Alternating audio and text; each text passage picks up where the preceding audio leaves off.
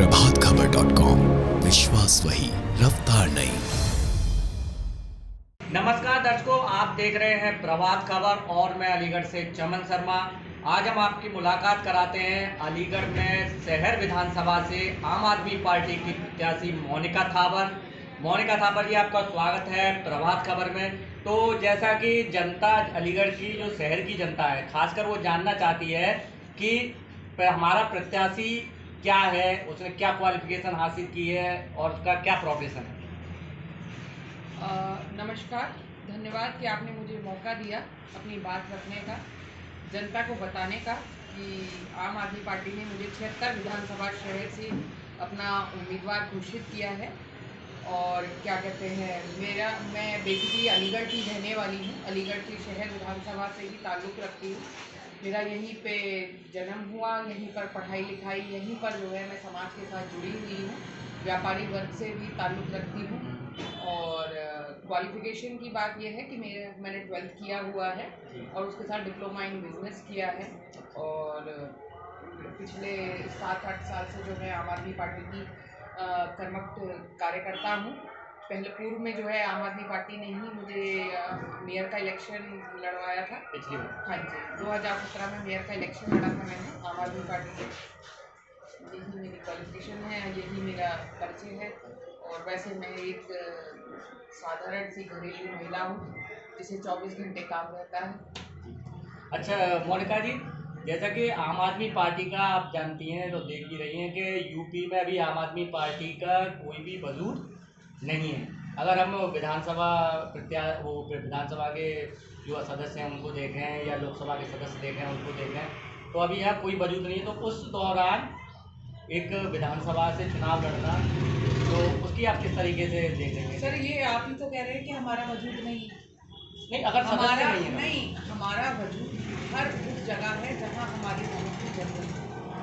आज आम आदमी पार्टी पहली बार जो है विधानसभा का चुनाव लड़ने जा रही है और पहली बार में जो हमें इतना प्रेम, स्नेह और समर्थन मिल रहा है वो शायद दूसरी पार्टियों को भी नहीं मिलेगा।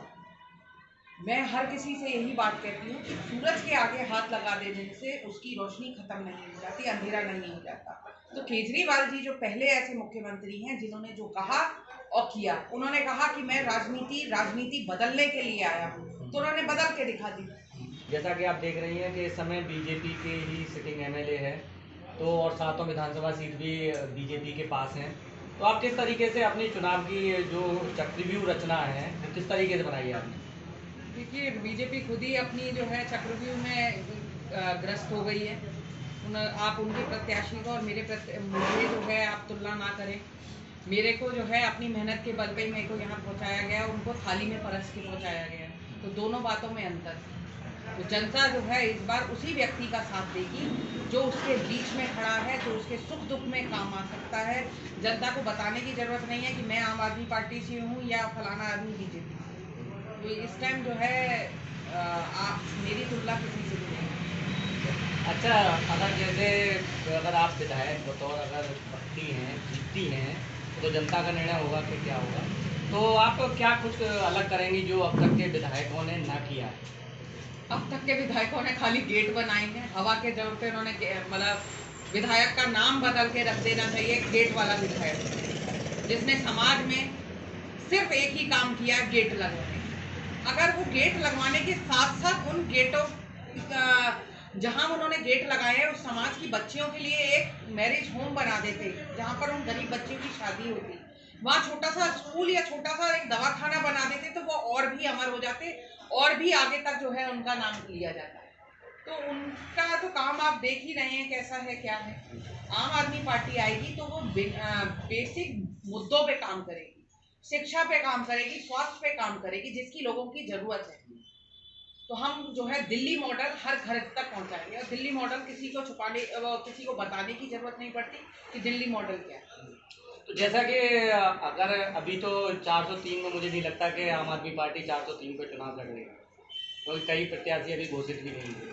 तो अगर जैसे कुछ अगर जीत करके भी आते हैं आम आदमी पार्टी के, तो उन्हें किसी ना किसी पार्टी का सपोर्ट करना पड़ेगा। अगर उन्हें सत्ता में जाना है तो किसी न किसी पार्टी का सपोर्ट करना होगा। तो फिर अगर वो सपोर्ट करेगी किसी पार्टी का, तो फिर किस तरीके से अलग अपने आप को साबित आम करेगी? आदमी पार्टी 403 विधानसभाओं पे लड़ रही है। ये हमारे केजरीवाल जी ने, संजय सिंह ने, हमारे मुखिया ने ऐलान किया है। और आम आदमी पार्टी किसके समर्थन में जाती है, इसका निर्णय भी हमारे मुखिया के हाथ में है। दूसरा, आम आदमी पार्टी खिचड़ी में घी का काम करेगी, ये तय।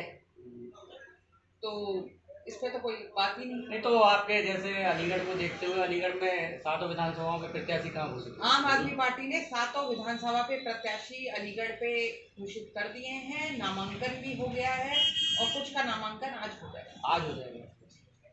अच्छा, जैसे कि आम आदमी पार्टी का आप कहती हैं कि वहाँ तक वजूद है जहाँ तक आम जनता का है, तो आम जनता के लिए आप ऐसा क्या सोचे हुए हैं कि इनके लिए ये मिलना चाहिए जो कि और सरकार नहीं दे पाई?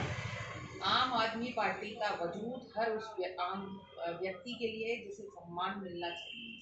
तो आम आदमी पार्टी हर व्यक्ति को सम्मान देगी और उसकी ज़रूरतों को पूरा करेगी। बाबा भीमराव अंबेडकर का जो सपना था कि शिक्षा हर बच्चे का अधिकार है, तो आम आदमी पार्टी उस सपने को साकार करेगी। क्योंकि बाकी पार्टियों ने ये किया है कि शिक्षा का स्तर आज जो है शून्य हो गया है। शिक्षा जो है शून्य हो गया, जबकि शिक्षा एक ऐसी शेरनी का दूध है जो पिएगा वो धाड़ेगा। तो इन सरकारों ने हम लोगों को जो है अपाहिज बना के रखा हुआ है। ना हमें ज्ञान होगा, ना हम सवाल करेंगे, जैसे मर्जी ये चाहेंगे हमें बांट लेंगे, कभी धर्म के नाम पर, कभी जातियों के नाम पर, कभी किस नाम पर, कभी किस नाम पर। अब जैसा कि आप महिलाएं हैं, तो खासकर अगर महिला के लिए आप क्या सोचती हैं कि ऐसा यूपी में होना चाहिए, चाहे वह सरकार आम आदमी पार्टी की आए या किसी और की आए, तो क्या होना चाहिए महिलाओं के लिए ऐसा खास यूपी में जो अब तक नहीं है? देखिए, कहा सबने बहुत कुछ है कि बेटी बचाओ बेटी पढ़ाओ, कहाँ बेटियां बच रही हैं और कहाँ पढ़ रही हैं। तो आम आदमी पार्टी आएगी तो बेटियों को सम्मान भी मिलेगा, जिस तरीके से उन्होंने दिल्ली में करके दिखाया। दिल्ली में जो है हर मोहल्ले में CCTV कैमरे लगाए कि जिससे जो है घटनाएं कम हुई। इसी तरीके से यूपी में आएगी, वो करेगी और जो बच्चियों की शिक्षा है उस पर ध्यान देगी। अच्छा, एक और क्वेश्चन कि जैसा कि आम आदमी पार्टी कहते आ रही है कि जिस तरीके से दिल्ली में उसने फ्री यूनिट की, उसी तरीके से अपने यूपी में भी फ्री यूनिट करेंगे। क्या ये फ्री यूनिट वाली और फ्री वाली जो योजना लेकर के ये चुनाव लड़ रहे हैं ज़्यादातर प्रत्याशी, क्या फ्री जो होता है प्रदेश के लिए सही होता है?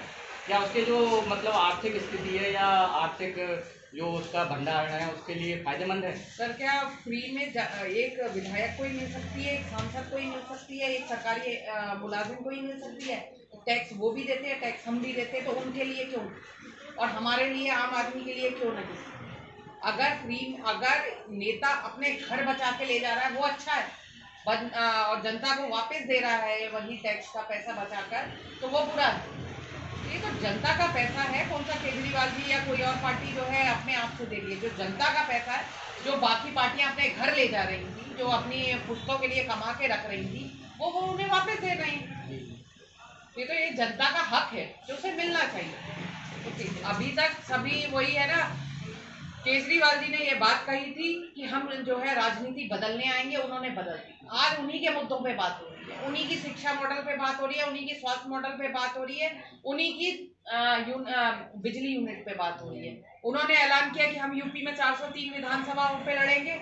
उन्होंने ये कहा कि मैं 300 यूनिट हर घर को बिजली फ्री दूंगा।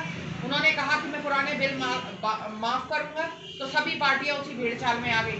पहले तो योगी जी ये बात कह रहे थे कि जी केजरीवाल जो है मुफ्तखोरी की आदत डाल रहा है। तो आपके योगी जी को क्या हुआ जो उन्होंने ये कह दिया कि हम जो है दाम आधे कर देंगे? ये बताइए, कथनी और करनी में बहुत अंतर है। इन्होंने कहा तो 15 लाख रुपए भी वापस हर खाते में आने के लिए कहा था, क्या वो आ गए? लेकिन केजरीवाल जी ने जो कहा वो करके दिखाया।